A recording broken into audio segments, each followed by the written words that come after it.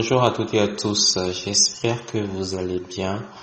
Alors aujourd'hui, on se retrouve pour un tutoriel sur la programmation orientée objet.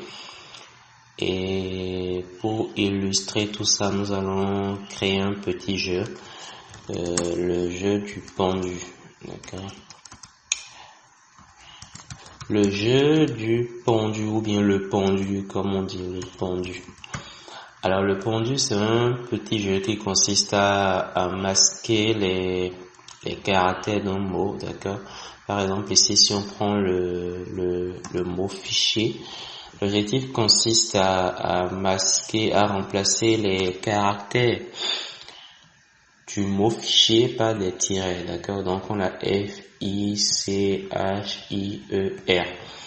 Et donc l'objectif de ce jeu, c'est de deviner en fait les caractères qu'il y a dans ce mot, proposer des caractères au pif et reconstituer ce mot en fait.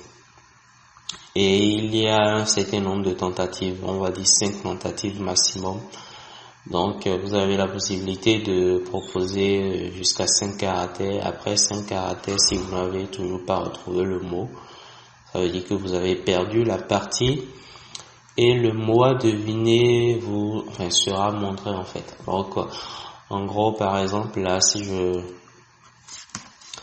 propose A, ça veut dire que j'ai fait une erreur, donc il va me rester 4 tentatives. Si je propose Z, ça veut dire une deuxième erreur, il va me rester 3 tentatives. Si je propose I, ça veut dire que ce tiret sera remplacé par I et cet autre tiret aussi sera remplacé par I. Voilà, si je propose F, celui-ci sera remplacé par F, ainsi de suite, jusqu'à ce que je découvre en fait tous les caractères. Donc voilà un peu l'objectif de ce jeu. Bon, je suppose que vous connaissez, c'est un jeu qui est quand même assez connu. Donc c'est ce que nous allons essayer de développer en faisant de la programmation orientée objet. Ok. Donc pour ce faire, quelles sont les étapes en fait? Les étapes, c'est en fait il nous faut un mot à deviner. Ok. Donc le mot à deviner. Le mot à deviner. Voilà. Ensuite, une fois que le mot à deviner est mis en place, qu'est-ce que nous devons faire? On doit proposer une lettre. Proposer des lettres. Oui, on va proposer une lettre, ok? C'est une lettre à chaque fois, donc on propose une lettre. Ok? Et une fois qu'on propose la lettre, qu'est-ce qui va se passer? Déjà, on doit vérifier si cette lettre n'est pas encore jouée, d'accord? Puisqu'on ne doit pas proposer une même lettre plusieurs fois, en fait. Donc, on vérifie si cette lettre n'est pas encore proposée, ok? Alors, si cette lettre n'est pas encore jouée, ce qu'on va faire, on vérifie cette fois-ci si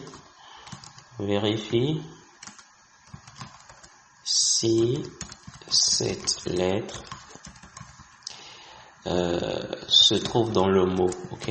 Se trouve dans le mot, ok? Et à ce niveau, bon, là, par contre, il y a vérifier si cette lettre n'est pas encore proposée. Si oui, en fait, si la lettre est déjà proposée, on affiche juste un message à l'utilisateur. On lui dit que cette lettre est déjà jouée. Et sinon, on recherche en fait la lettre dans le mot. Si on trouve la lettre, si on trouve la lettre dans le mot ou pas, on va décrémenter le nombre de tentatives en fait, ok? On décrémente le nombre de tentatives et voilà à peu près. Bon, on va, disons, commencer.